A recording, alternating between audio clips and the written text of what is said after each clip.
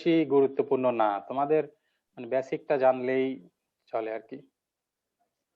তারপরে মেশিনে ধরো যে মেশিনে সাপোজ ধরো পেন্ট্রোল টারবাইন, হ্যাঁ পেন্ট্রোল টারবাইন আমরা হয়তো বেসিক জানবো, পেন্ট্রোল টারবাইনের তোমার অনেক কিছু পড়া যায় আর কি।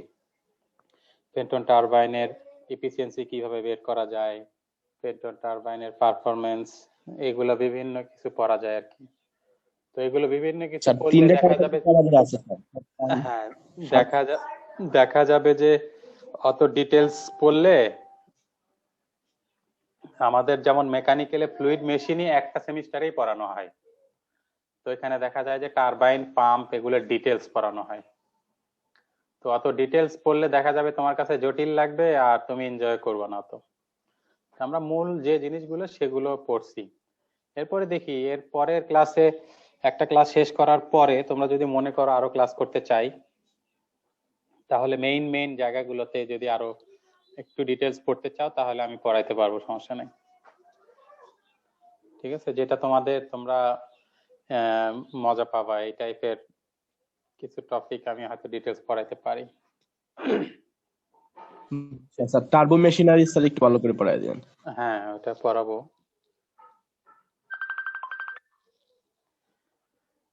একটু লাইনে থাকো, হ্যাঁ আমি একটা কল রিসিভ করে নিচ্ছি। Okay sir. হ্যাঁ স্যার আসসালামু আলাইকুম।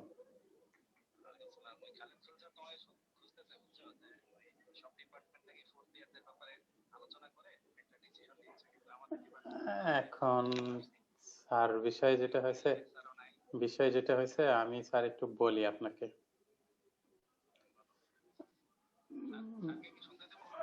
দেন স্যারকেও দেন স্যার। বিষয় ক্লাস নিচ্ছি তো স্যার বিষয়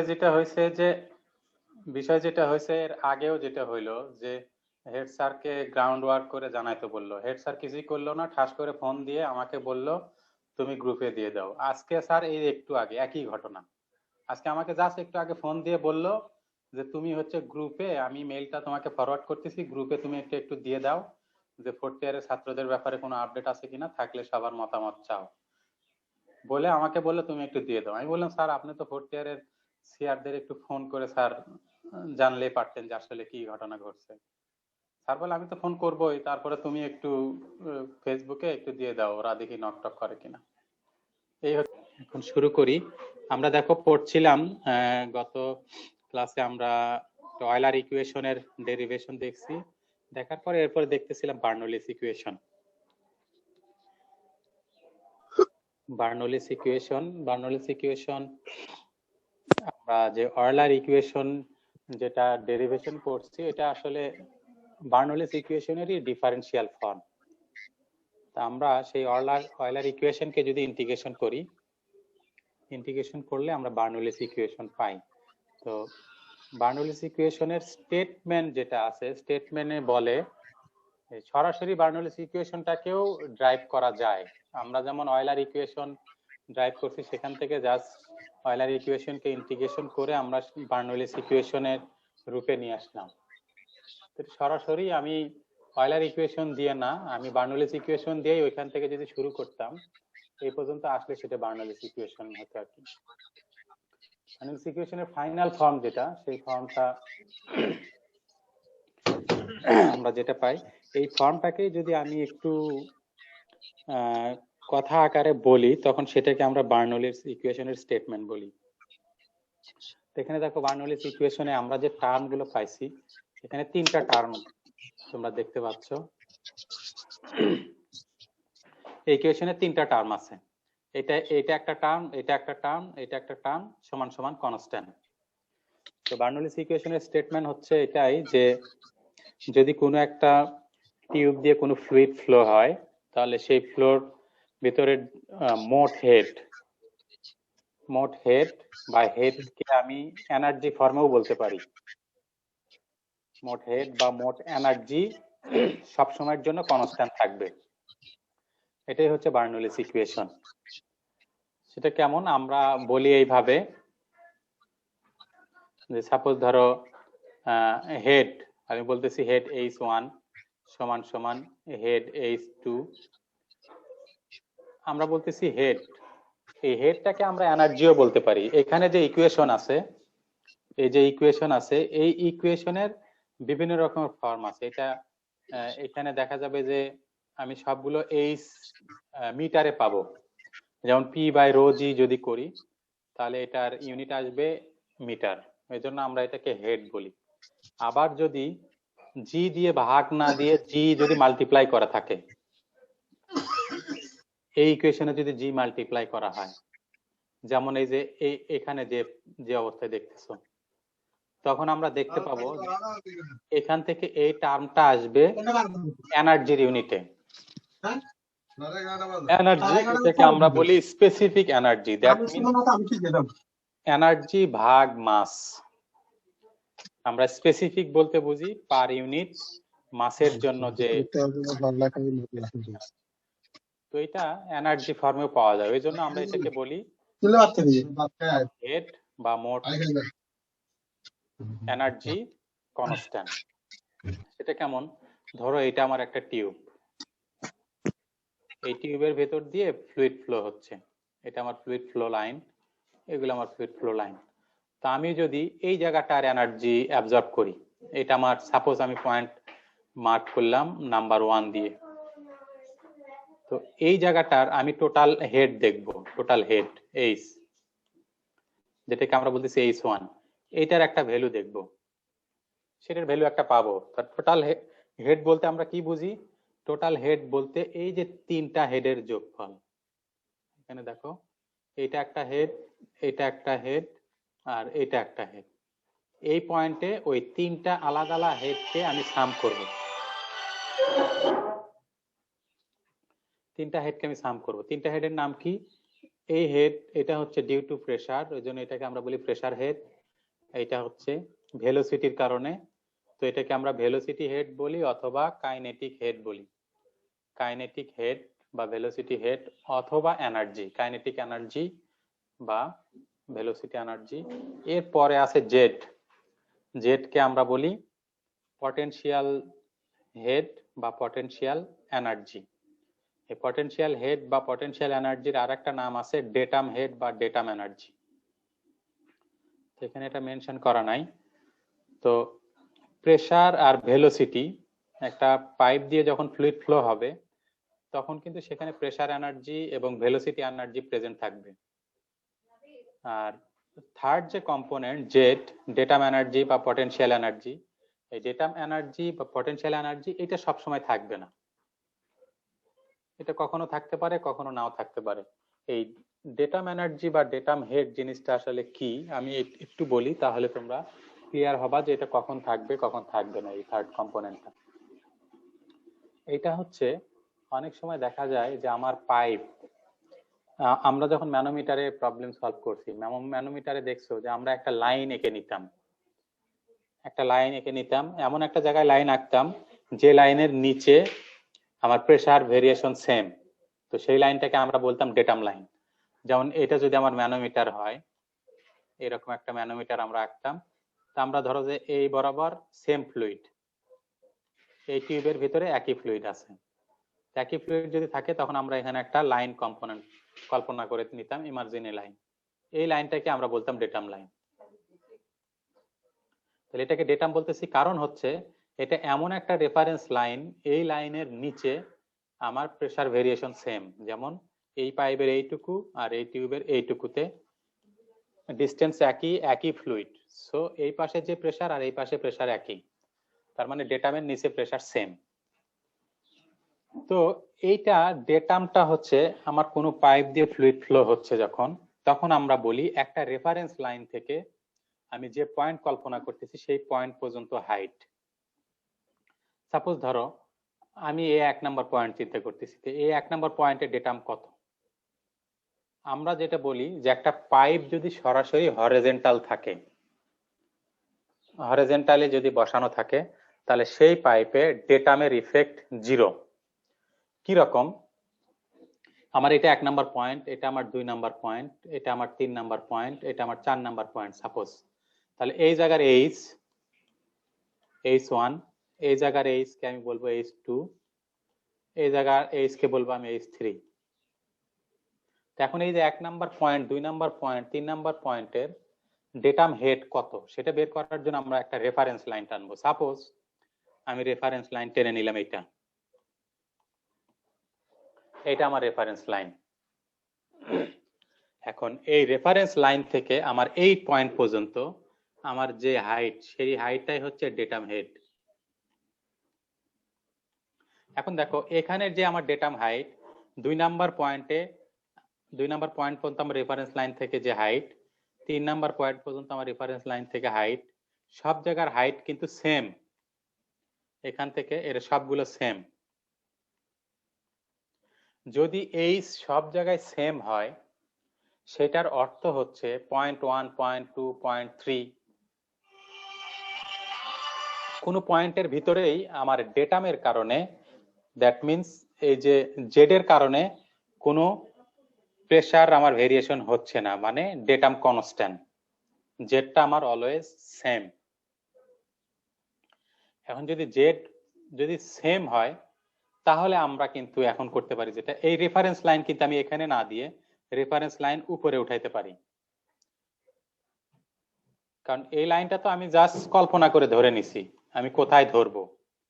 এই লাইনটা আমি কি করব, এখান থেকে উঠায় নিব, এখানে না দিয়ে আমি যদি এই পয়েন্ট দিয়েই দেই, এই পয়েন্টের উপরে দেই যদি ডেটাম, তাহলে কিন্তু আমার কোনো ভেরিয়েশন আসতেছে না সবগুলো পয়েন্টের ভিতরে। যদি এই যে 1 number point, 2 number point, 3 number পয়েন্টের উপর দিয়ে আমি এই রেফারেন্স লাইনটা টানি, তাহলে আমার ডেটাম হলো 0, দ্যাট মিন জেড হবে 0, জেড সমান সমান 0। তাহলে আমার এই যে ডেটাম হেড থাকবে কি না সেটা আসলে ডিপেন্ড করতেছে আমি যে রেফারেন্স লাইন ধরতেছি সেটার উপরে। তার মানে জেড সবসময় থাকবে না। এইটা হচ্ছে আমি বললাম একটা হরিজন্টাল পাইপ যদি হয়। এখন ধরো পাইপটা হরিজন্টাল না, কোনো কারণে পাইপটাকে এমন একটা পারপাজে ইউজ করতে হচ্ছে যেখানে পাইপটাকে আমরা হরিজন্টালি বসাইতে পারতেছি না বা বসানোর আমার কোনো সুযোগ নাই। যেমন যদি হরিজন্টালি বসানোর সুযোগ না থাকে, যেমন ধরো পাইপটাকে আমার এইভাবে ইনস্টল করতে হয়েছে, এটা একটা পাইপ আমার,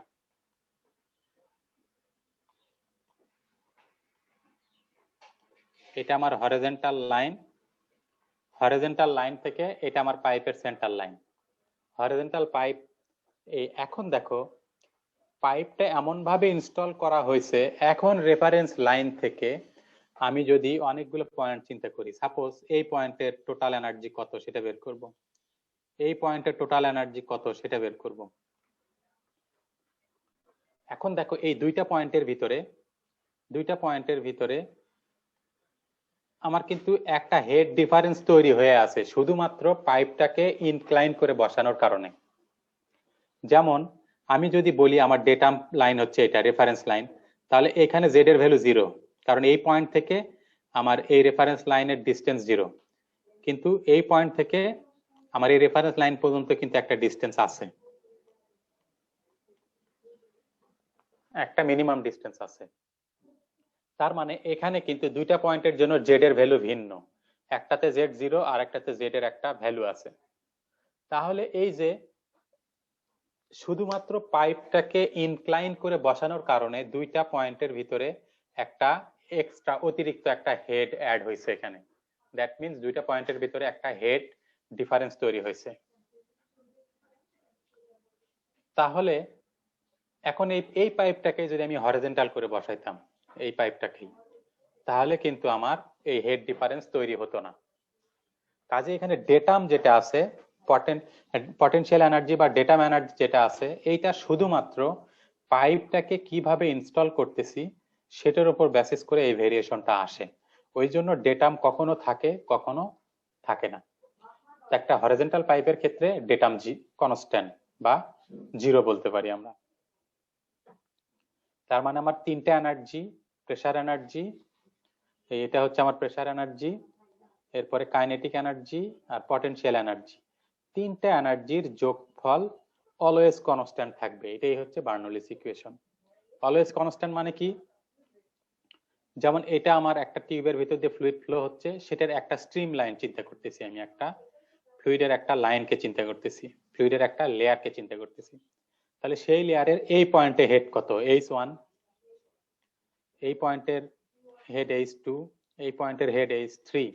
তো এইরকম করে আমরা লিখতে পারি, যেহেতু এখানকার যে টোটাল হেড আর এখানকার মোট হেড এরা সবাই কি কনস্ট্যান্ট, কনস্ট্যান্ট মানে সমান।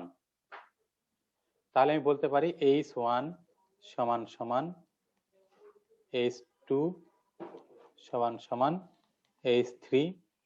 এরকম করে আমি যতগুলো পয়েন্ট চিন্তা করব ততগুলো পয়েন্ট সমান সমান এরা আসলে কনস্ট্যান্ট, সমান সমান সি।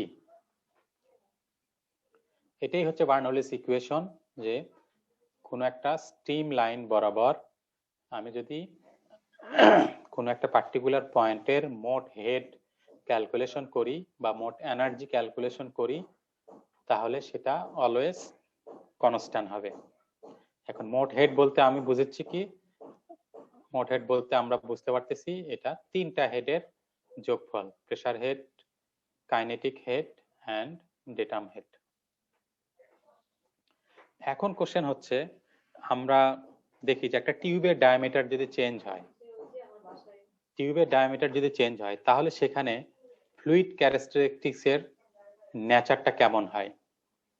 ফ্লুইড ক্যারেক্টারিস্টিক্স বলতে সাপোজ ধরো প্রেসার, ভেলোসিটি, এদের নেচারটা কেমন, সেটা এখন আমি খুব সহজেই আমার প্রিন্সিপাল দিয়ে আমি ডেসক্রাইব করতে পারবো। সাপোজ আমি বলতেছি যে টিউবের ডায়ামিটার যদি বাড়ে তাহলে সেখানে প্রেসার কি হবে, কমবে না বাড়বে, সেটা এখন আমি বলতে পারবো, আমি সেই প্রিন্সিপালটা জানি, সেটা আমাকে বলতে হবে। কিভাবে বলতে পারি? সাপোজ আমি একটা ফিগার যদি ড্র করি, এটা আমার টিউব, এখানে আমার ডায়ামিটার আর এখানকার ডায়ামিটার একই না। আমি বলতেছি এই টিউব দিয়ে যদি ফ্লুইড ফ্লো হয়, তাহলে আমার কোশ্চেন হচ্ছে, এটা আমার পাইপের 1 নম্বর সেকশন, এটা আমার পাইপের 2 নম্বর সেকশন। আমি এখন জানতে চাই এই যে টিউবের ডায়ামিটার গ্র্যাজুয়ালি কমছে, গ্র্যাজুয়ালি কমার কারণে আমার এই পয়েন্টে ভেলোসিটি কি বাড়বে না কমবে, সেটা আমাকে একটু বলতে হবে, এবং কোন প্রিন্সিপালে হচ্ছে সেটাও আমাকে বলতে হবে। কেউ একজন বলো, টিউবের ডায়ামিটার কমে 2 নাম্বার পয়েন্টে ভেলোসিটি কি কমে যাবে না বেশি হবে? ভেলোসিটি বাড়বে। হ্যাঁ, ভেলোসিটি বাড়বে, সেটা কোন প্রিন্সিপালে হবে সেটা আমাকে এখন বলে দিতে হবে। পড়াইছিলেন এর আগে। হ্যাঁ, প্রিন্সিপালটা বলো, কোনটা দিয়ে তুমি এটা ভেরিফাই করতে পারবা যে ভেলোসিটি এখানে বাড়তেছে। কোয়ান্টিটি অফ ফ্লো একটা পড়াইছিলেন না, ওইটা তো কিউ সমান এর কোয়ান্টিটি অফ ফ্লো। হ্যাঁ, কন্টিনিউটি ইকুয়েশন দিয়ে, দ্যাট মিন্স কিউ সমান সমান এ ভি। তো এখানে আমরা দেখি যে এরিয়া কমে যাচ্ছে, মানে যেহেতু Q constant A V, A R V এর মধ্যে একজন বাড়লে আর একজন কমবে। তো এখানে যেহেতু এরিয়া কমে যাচ্ছে, সো ভেলোসিটি বাড়বে। তাহলে এটা এখানে ডায়ামিটার কমে গেলে ভেলোসিটি বাড়বে, এটা আমি ভেরিফাই করতে পারি কন্টিনিউটি ইকুয়েশন দিয়ে। এখন আমাকে বলো, এইটা যে গ্রাজুয়ালি ডায়ামিটার কমতেছে, তাহলে প্রেসার কি কমবে না বাড়বে? প্রেসার কমবে। প্রেসার কমবে কিভাবে? প্রেসার তো কমার কথা স্যার। ভেলোসিটি প্রেসারের ব্যস্তানুপাতিক। কিভাবে? ভেলোসিটি প্রেসারের ব্যস্তানুপাতিক, এর জন্য কমবে। কিভাবে ব্যস্তানুপাতিক সেটা আমাকে বলতে হবে। ব্যস্তানুপাতিক হলে তো কি হলো? স্যার প্রেসারও বাড়বে। প্রেসার বাড়বে স্যার, প্রেসার কমবে না। আমাকে প্রিন্সিপাল বলতে হবে, মানে প্রেসার ইকুয়েশন বাড়ার ফলেই ভেলোসিটি বাড়বে। স্যার বার্নৌলির ইকুয়েশন অনুযায়ী আমি বলতে পারি যে প্রেসার স্যার কমবে স্যার। হ্যাঁ, এই যে বার্নৌলিস ইকুয়েশন অনুযায়ী, বার্নৌলিস ইকুয়েশন বলে যে আমার এই পয়েন্টের যে হেড, এই পয়েন্টের হেড যা হবে এটা সমান সমান হবে এই পয়েন্টের হেড, তাই তো? 1 2 বার্নৌলিস ইকুয়েশন তো তাই বলে, তাই না? তাহলে এই জায়গা টোটাল হেড বলতে আমরা বুঝি কি, এই যে প্রেসার এনার্জি আর কাইনেটিক এনার্জি। আর ডেটাম যেটা আছে, যেহেতু যদি যদি এটা আমার হরিজন্টাল পাইপ হয়, তাহলে জেড আমার এখানে দুই জায়গায় সমান, তাই না? তাহলে জেড যেহেতু সমান, জেড সমান কনস্ট্যান্ট, তাহলে এরা তো কনস্ট্যান্ট। এরা যদি কনস্ট্যান্ট হয়, that means pressure energy velocity energy সমান সমান একটা কনস্ট্যান্ট ভ্যালু হবে, যে কোনো একটা ভ্যালু। এখন যদি কনস্ট্যান্ট হয়, তাহলে এটার ভিতরে আমরা দেখলাম ডায়ামিটার কমার কারণে এখানে কি হলো, ভেলোসিটি বেড়ে গেল, তাই তো? এই ইকুয়েশনে ভেলোসিটি বেড়ে গেল। ভেলোসিটি যদি বেড়ে যায় আর এটাকে কনস্ট্যান্ট রাখতে হলে ভেলোসিটি এখানে বেড়ে গেছে, তাহলে এই প্রেসার এনার্জি কি করতে হবে, এখানে এ যতটুকু বেড়ে গেছে এ ঠিক ততটুকুই কমতে হবে। জি স্যার। জি স্যার। কারণ এটা সমান সমান কনস্ট্যান্ট। তাহলে কন্টিনিউটি ইকুয়েশন থেকে পাই এরিয়া কমে গেলে ভেলোসিটি বাড়বে, আর ভেলোসিটি যেহেতু বাড়তেছে, বার্নৌলিস ইকুয়েশন থেকে পাই ভেলোসিটি বাড়লে প্রেসার সেখানে কমবে। তাহলে আমরা পেলাম ডায়ামিটার যদি কমে যায় তাহলে সেখানে প্রেসার কমে যায়। আমরা ফ্লুইড মেকানিক্স এর ভাষায় বলি, আমরা বলি এখানে প্রেসার ডায়ামিটার কমে গেছে, সো প্রেসার কমে গেছে। কোশ্চেন হচ্ছে প্রেসার কমে কোথায় গেছে? এখানে আসলে এনার্জির যে ফর্ম আছে সেই এনার্জির জাস্ট চেঞ্জ হয়েছে, এক্সচেঞ্জ হয়েছে। আমরা সুন্দর ভাষায় বলি যেখানে ভেলোসিটি বেড়ে গেছে, দ্যাট মিন্স প্রেসার এনার্জির কিছুটা অংশ কনভার্ট হয়ে কাইনেটিক এনার্জি হয়েছে। প্রেসার এনার্জি যতটুকু কমলো ততটুকু আসলে কাইনেটিক এনার্জিতে পরিবর্তন হয়েছে। স্যার আপনি একটা বাস্তবে ভালো হয় এটা, হ্যাঁ, বাস্তব উদাহরণ দিলে ভালো হয়। ওকে, বাস্তব উদাহরণ হচ্ছে এখানে কিছু ডিভাইস আছে। হ্যাঁ, ডিভাইস, একটা ডিভাইস আমি তোমাকে বলি, তোমরা নিশ্চয়ই জানো নজল। নজল, নজলকে আরেকটু সুন্দর ভাষায় বলতে কিভাবে বলি,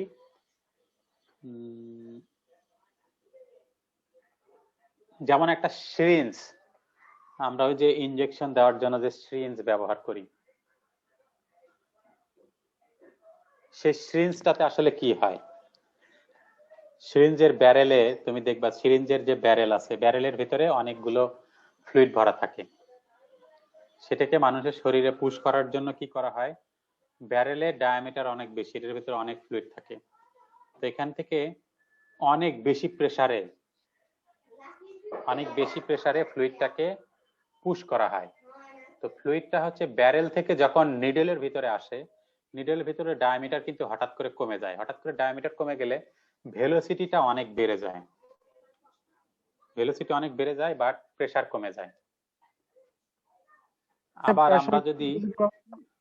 আবার আমরা যদি ধরো ইয়ে দেখি, এই যে টিউব দিয়ে, ধরো যে একটা ওয়ালে যে আমরা ওয়াটার স্প্রে করার জন্য যে টিউব ইউজ করা হয়, একটা প্লাস্টিকের পাইপ দিয়ে ওয়াটার আমরা দেয়ালে স্প্রে করতে চাই, তো দেয়ালে ওই টিউবের ডায়ামিটার যেটা আছে সেই ডায়ামিটারটাকে আমরা যদি চাপ দিয়ে ধরি,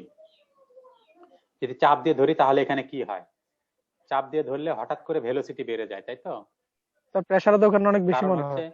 নরমাল একটা টিউব তুমি যদি ধরে থাকো, পানি যেখানে পড়ে, তুমি টিউবের মাথায় যখন চাপ দিয়ে ধরবা, পানি অনেক বেশি দূরে গিয়ে পড়বে। স্যার ওখানে তো প্রেসারও বৃদ্ধি পাচ্ছে দেখা যাচ্ছে, মানে প্রেসারটা অনেক মনে হচ্ছে বেশি।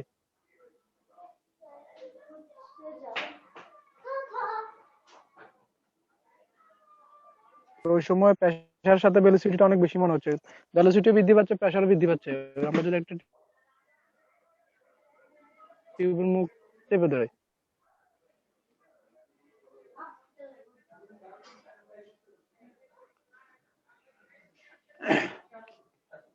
কেউ মনে হয় কিছু একটা বলতেছো। হ্যাঁ, আমি শুনতে পাচ্ছি না, আমাকে কি তোমরা শুনতে পাচ্ছো?